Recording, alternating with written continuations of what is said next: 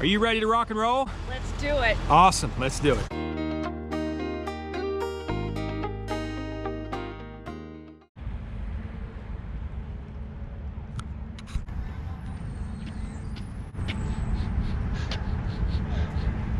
Penny, do you smell cigar smoke? Ew, cigar smoke? You don't like cigar smoke? I'm gonna have to investigate.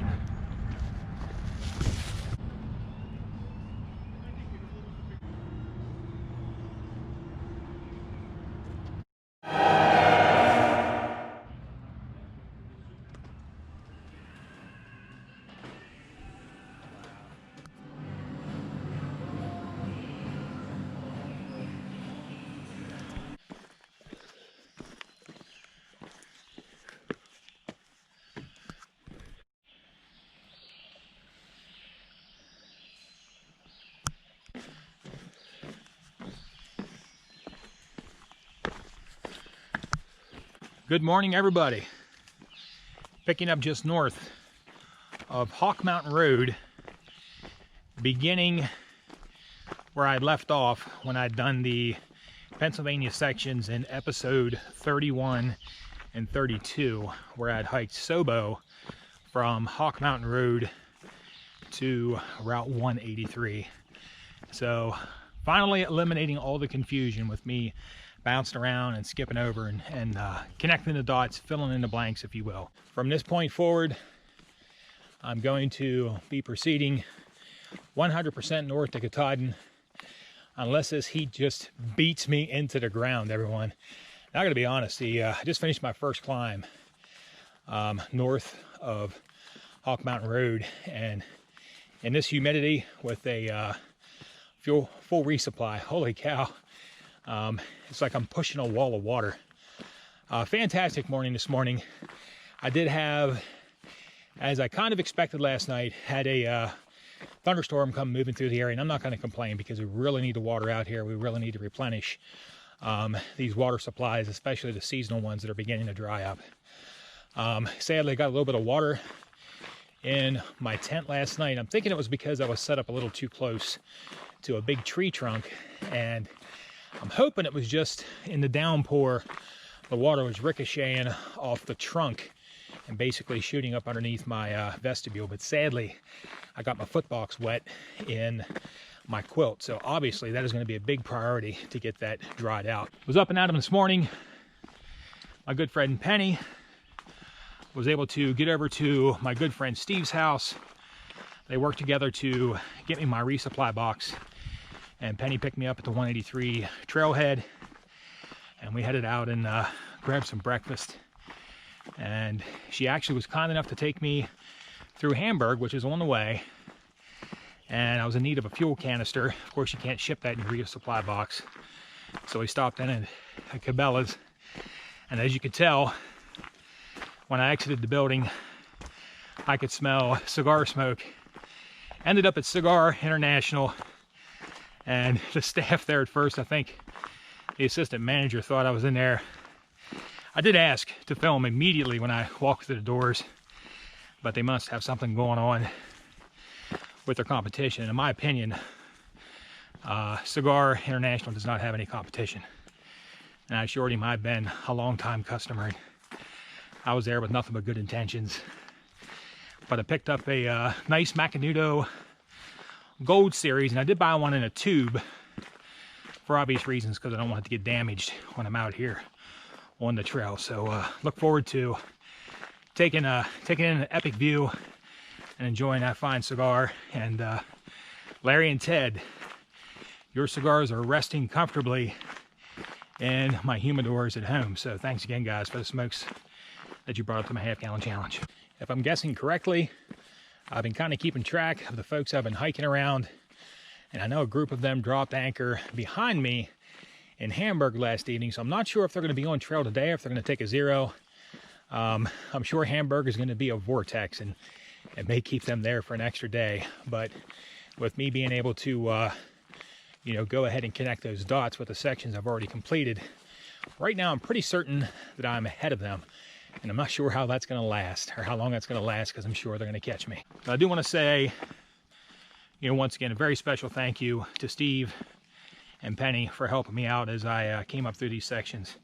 Penny, thank you so much for driving me all over the place, driving for my resupply box. Check this out, everybody. Someone has been doing this all morning on the trail. I just love this kind of stuff because you can't help but smile. But someone's been putting the AT logo and smiley faces on here. And I know it's somebody ahead of me or they did it last evening. Stuff like that just makes you smile when you're out here. But Penny, thanks again. And you truly don't know how much I appreciate it. You're trying to find transportation and all the little acts of kindness that you did for me over the past 2 days. Thank you so much. And I look forward to connecting with actually both Penny and Steve in the future, because we're talking about doing another four-wheeling trip up at Rausch Creek Off-Road Park. Push north, everybody. You know how I roll. I don't have to worry about connecting the dots anymore. All I'm worried about is my water. I have too much food, as always, strapped to my back. And headed north. I have no idea where I'm going to end up tonight. But we're going to do it together. And it doesn't matter where I end up. I know it's going to be someplace spectacular. Let's go.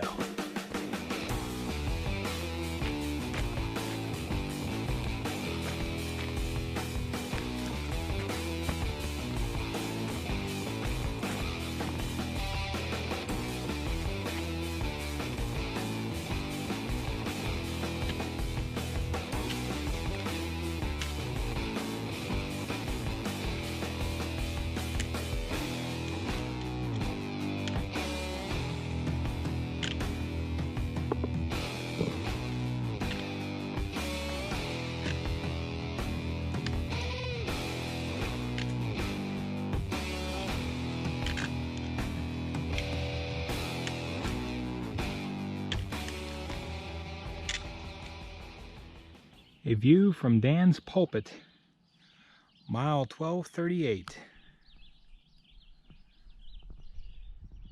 Okay, everybody, I'm glad I didn't do some cliff diving just a moment ago, because right when I climbed out on that ledge right there to give you guys a view here of Dan's Pulpit, stepped right out on the ledge. I filmed it, turned around, put my trekking pole down just beyond this rock that is sticking up. So when I turned around to come down off that ledge, I put my trekking pole down to try to get my 3 points of contact. And as I stuck it down, I felt something mushy underneath my trekking pole tip. And as I looked down, there was a copperhead trapped underneath my trekking pole tip. So as I pulled my trekking pole back and almost fell over backwards off the cliff, the copperhead, thank goodness, scurried underneath the rock. What a scare. It's been a few poisonous snakes that I've seen now. It seems like every other day out here on the trail. And I hope that trend does not continue. My next section of trail, and all these rocks are nice and slick, so I'm going to put this camera away and put it in four-wheel drive. Snake alert. This is the next section of trail that I just filmed, and right there in between the rocks lays yet another copperhead, and I'm not playing with that guy. That's 2 in less than 5 minutes. Working one rocky section right after another here this morning. Definitely facing my fears here today. I've made no secret about being concerned about venomous snakes, and I'm literally walking through their living room right now. And you know how this works with snakes. Last evening it actually got a little cool, so of course, you know, they're retracting to their dens or their homes, whatever you want to call it. And of course this morning, with the sun that's now beating down through the trees, the temperature's on the rise, and these snakes, they just simply like to crawl out into the sunlight and bask in the warmth. So needless to say, I'm taking my time picking my way through these sections, but it just seems like it's one rocky section after another here this morning, and sadly the rocks are wet, so I'm slipping a lot, and your feet slip into the crevices of where they like to lay. So I've already sent a text message warning to everybody behind me and told them to you know, keep their eyes out. But you know, it is what it is, and you know, they typically don't bother you if you just pass them. But just like, I mean, I poked one with a trekking pole here this morning, and that could have ended, you know, poorly for me. So I know I keep talking about it, but just trying to, you know, they are beautiful creatures. I just don't want to be struck by one, so I'm really trying to face my fears and keep moving forward here today. So working through it.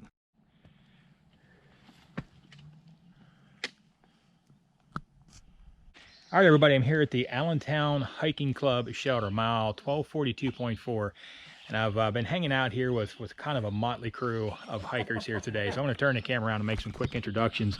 Over here to my right, we've got 5-0 in the house. He's through hiking. How's it going, brother? Very good, very good. Awesome, awesome. And this crew over here, they have a tramley name, but they're also family. And what do you guys call yourselves? We're the Sloth Hiking Team. We'll get there when we get there. We'll get there when we get there, and I like that slogan as well. Hey, great to meet you guys. We had some t-shirts, but they got wasted the first few days. Awesome. They were probably cotton, weren't they? Yeah. Okay, you probably took them off real quick. Hey, nice meeting everybody. 5-0, best of luck to you, brother. Yes, sir. Same to you. Cool, thank you. Heading north out of the Allentown Hiking Club shelter area. I really wanted to stay there. So far today, I only have 7.7 miles on the board, and I'm going to be honest, 5 of that was some very hard-fought miles over through the rocks and everything. And even though we had a little bit of sunshine today, everything is still soaking wet out here on the trail, including the rocks, slipping all over the place. So stopped in there for a break, and surprisingly, or maybe I should say not surprisingly, we were all sharing our snake stories, and everybody there had pictures of rattlesnakes or copperheads on their phone, so they're out and about up here. This right here is the best the trail by far has looked today, and I'm not sure what lies ahead of me. The next shelter is 10 miles, and it's after 4 o'clock. There's no way I'm going to make that unless I'm going to be night hiking. But there is a tent site that supposedly has water at about 6 miles. So I cameled up there at the shelter at the spring, have about 1.5 liters of water with me. It's getting to be a little bit later in the evening. It's starting to cool off. The humidity here is relentless, but I've hiked in worse. So I'm gonna keep smiling, keep trekking. Who knows where I'm gonna end up tonight? And there haven't been many tent sites at all because it's been so extremely rocky. Of course, if you're a hammocker, you can drop anchor anywhere. But we're gonna see how it goes. We'll check in here in just a little while.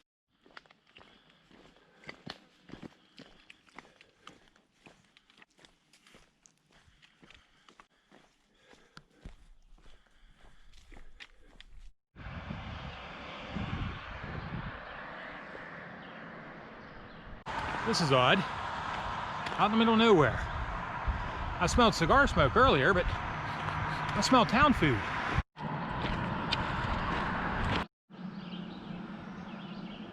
I think I must investigate.